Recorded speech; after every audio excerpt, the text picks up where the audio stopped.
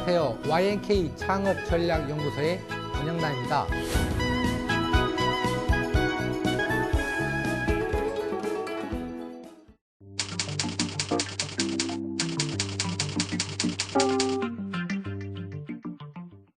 네, 요즘 불황이니 어쩌니 하잖아요. 지금 받는 연봉이 쓸 돈에 비해 턱없이 부족하기도 하고 피곤하더라도 다른 직업이 필요할 것 같아서요. 무엇을 할까 하다 아예 창업을 해보려고요. 회사 업무에 지적만 없으면 남의 일 받아서 하는 것보단 낫지 않을까요? 요즘 주변을 보면 직장인들이 2개 이상의 직업을 가지고 있거나 원한다고 합니다. 이 혜미 씨의 경우처럼 창업으로 투잡을 준비하는 경우도 많습니다. 회사 업무에 지장이 없고 건강만 허락된다면 하는 것도 나쁘지 않습니다. 그렇지만 그게 과연 현명한 일일까요?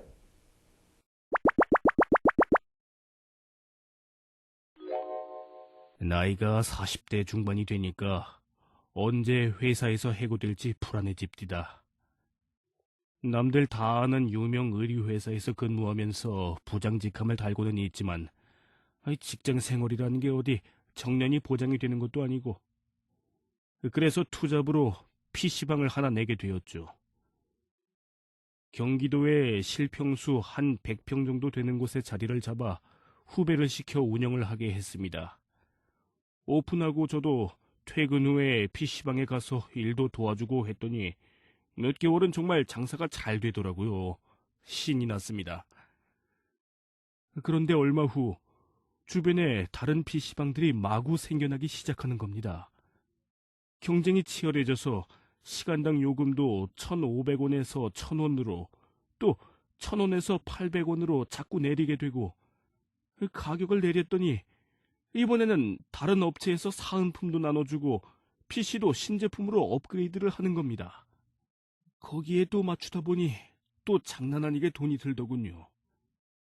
PC방 사업이 생각했던 거와는 달리 사소하게 들어가는 돈도 많고 6개월에 한 번 정도는 전 제품을 업그레이드 해줘야 하니 소리만 요란하고 벌어도 크게 남는 건 없습디다. 게다가 PC방 일에 계속 신경을 써야 하니 회사 일은 점점 등한시하게 되고 어디 제대로 될 리가 있겠습니까? 결국 사업을 접기로 했지요.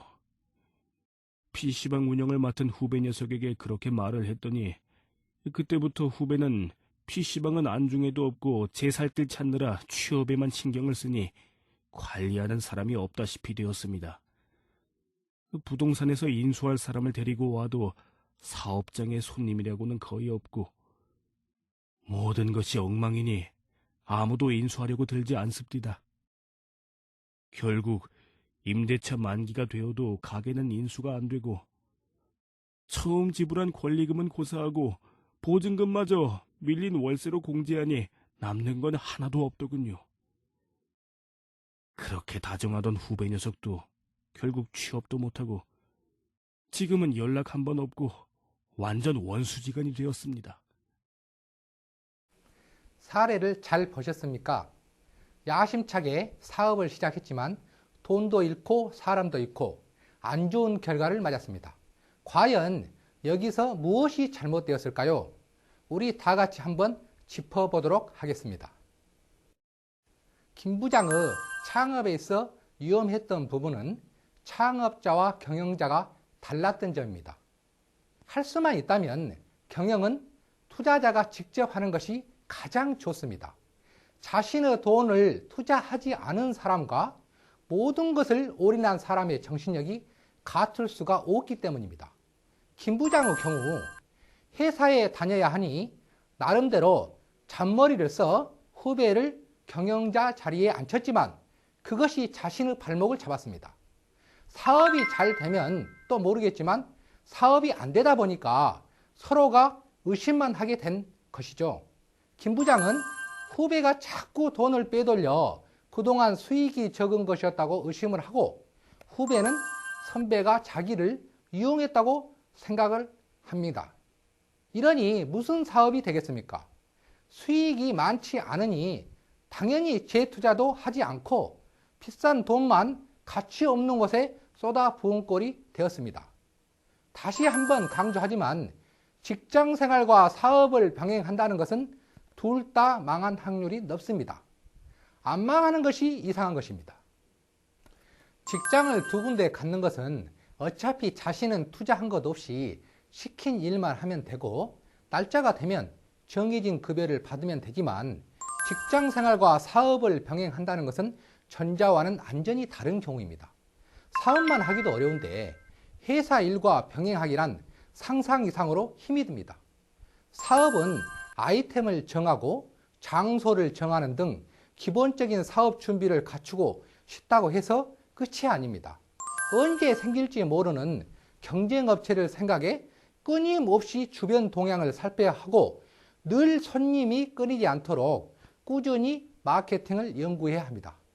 간단할 것 같지만 그 과정에서는 물리적 시간만 해도 만만치 않을 것입니다. 또한 투잡 창업을 하게 되면 의도하지 않더라도 본래 회사 일에 느슨해지는 경우가 많습니다. 그렇게 보이지 않기 위해 잔머리를 써보지만 조금 지나면 회사에서도 저 사람이 무언가 다른 것에 정신이 팔려 있구나 하는 사실을 다 알게 되는 것입니다. 만약 여러분이 사장이라면 업무에 집중도 하지 않고 어떻게 시간을 뺄까만 궁리하는 직원을 달가워할 수 있겠습니까? 김 부장의 경우도 회사에서 잘리진 않았지만 가게의 영업 부진이 계속되고 그쪽에만 신경을 썼다면 분명히 해고되었을 것입니다. 사업을 시작하려는 직장인들은 반드시 기억하세요. 직장 다니면서 동시에 사업을 하게 되면 결국은 직장에서도 해고될 가능성이 배로 높아질 것입니다. 김 부장 사례를 통해 투잡 창업 성공을 위한 포인트를 몇 가지 정리해 볼까 합니다. 먼저 창업자와 경영자가 같아야 합니다. 다른 사람에게 사업을 맡기고 잠깐만 들러 얼굴만 내비칠 생각이라면 과감히 창업할 생각을 접으십시오. 돈도 잃고 사람도 잃을 것입니다. 두 번째로 업무와 사업은 전혀 다른 일이라는 것을 꼭 기억하시기 바랍니다. 각각의 일만 하더라도 하루를 쏟아부어야 하는데 창업을 우습게 여겼다간 큰 코 다칠 수 있습니다. 마지막으로 회사에 잔머리를 쓰지 마십시오. 하려면 한 가지 일에 열정을 다하는 것이 좋습니다. 양쪽 손에 어설프게 각각을 쥐고 있다가는 최종적으로 내 손에 남아있을 것이 아무것도 없을 것입니다. 사람이 두 가지 일을 동시에 잘 하기란 쉽지 않습니다. 여러분들이 사업을 하고자 한다면 직장을 그만두고 떳떳하게 시작하시기 바랍니다. 그만두고 나와서 떳떳이 준비하려고 하면 정부에서 실업급여도 주고 창업에 관한 여러 가지 교육도 시켜줍니다. 평소 여러분의 생각을 묘미에 두고 잘 정리하여 퇴사하면 어떻게 내가 하겠다고 하는 계획표를 만들어 놓은 후에 퇴직하고 6개월간 준비에 시작해도 절대 늦지 않습니다. 조급하게 생각하지 마시고 차근차근 하나씩 준비하시기 바랍니다. 창업은 선착순으로 성공하는 것이 아닙니다. 준비와 운영을 어떻게 하느냐에 따라 성공이 좌우된다는 사실을 절대 잊지 마시기 바랍니다. 감사합니다.